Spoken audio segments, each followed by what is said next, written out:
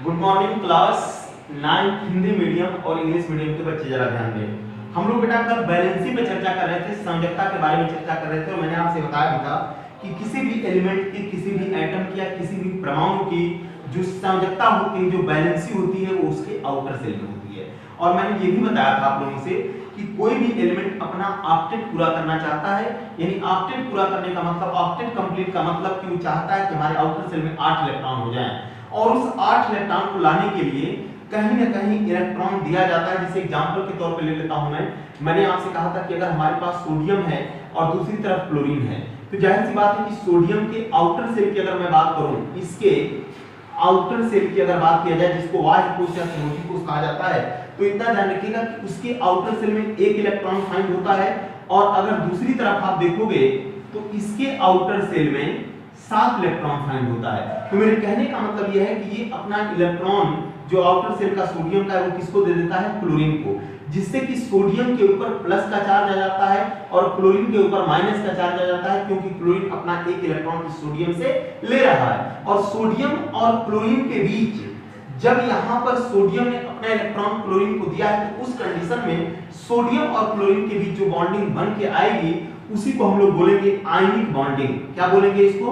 Ionic bonding. यानी एक बात ध्यान रखिएगा, जिसको आयनिक बंध कहा जाता है, जहां पर एक एलिमेंट के ऊपर प्लस का चार्ज दिखाई दे और दूसरे एलिमेंट के ऊपर माइनस का चार्ज दिखाई दे, तो याद रखिएगा उनके बीच जो बॉन्डिंग बनेगी, याद रखिएगा कौन सी होगी, आयनिक बॉन्डिंग, जिसको कि हम लोग आयनिक बंध कहते हैं। तो मेरे कहने का मतलब ये है, एक तरीके से आप ये भी कह सकते हो कि जाहिर सी बात है कि सोडियम ने अपना इलेक्ट्रॉन दिया है, तो हम इसको क्या पढ़ेंगे, मेटल है। और मेटल किसको बोलते हैं, धातु को। किसको बोलते हैं, धातु को।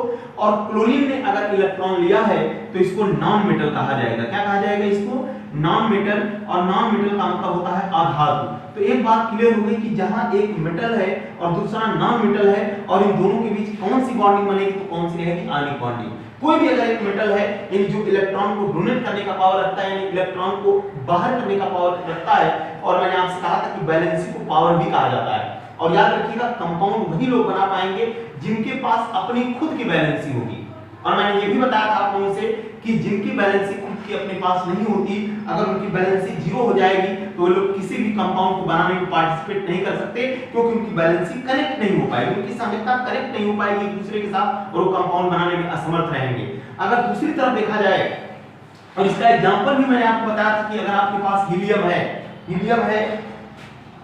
नियॉन है, आर्गन है, इन एलिमेंटों की बैलेंसी हमेशा कितनी होती है, 0 होती है। याद रखिएगा ये बैलेंसी 0 रखते हैं, यानी अगर इनकी बैलेंसी 0 है तो जाहिर सी बात है कि किसी भी टाइप का कंपाउंड नहीं बना पाएंगे। और मैंने आपसे ये भी बताया था कि हीलियम जो होता है ये मोनो एटॉमिक होता है। ये क्या होता है आपका, मोनो एटॉमिक होता है। मोनो एटॉमिक का मतलब होता है एक परमाणु होता है।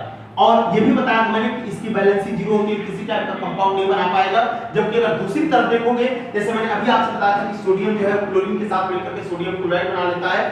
अगर मैं बात करूं, जैसे दूसरी तरफ ये है मैग्नीशियम, अगर मैग्नीशियम और ऑक्सीजन की मैं बात करूं, तो आपको अच्छी तरह पता है कि अगर इन लोगों की बैलेंसी हमको पता करनी है, तो जाहिर सी बात है सबसे पहले हम क्या करेंगे, मैग्नीशियम का इलेक्ट्रॉनिक कन्फिगरेशन करेंगे। इलेक्ट्रॉनिक कन्फिगरेशन का मतलब मैंने आपसे बताया था इलेक्ट्रॉनों का डिवाइडेशन होता है, इलेक्ट्रॉनों का बंटवारा होता है। तो आप इसके इलेक्ट्रॉनों का बंटवारा करिए, KLM में करेंगे कि नहीं करेंगे। मैग्नीशियम का एटॉमिक नंबर कितना होता है, 12 होता है। इसका इलेक्ट्रॉनिक कॉन्फ़िगरेशन करोगे 2 8 और 2 आएगा कि नहीं आएगा। दूसरी तरफ ऑक्सीजन को उठा लीजिए, ऑक्सीजन का बेटा परमाणु क्रमांक कितना होता है, 8 होता है कि नहीं होता है। इसका आउटर सेल में अगर हम लोग देखेंगे तो 2 और 6 आएगा कि नहीं आएगा इलेक्ट्रॉन, अकॉर्डिंग टू 2n²। किसी सेल के में अगर देखा जाए तो पहला K सेल होता है और K सेल में मैक्सिमम 2 ही इलेक्ट्रॉन आ सकते हैं, और 2 के बाद गणना कर लीजिए वो अगले सेल में चला जाएगा। ऑक्सीजन का एटॉमिक नंबर कितना होता है, 8 होता है।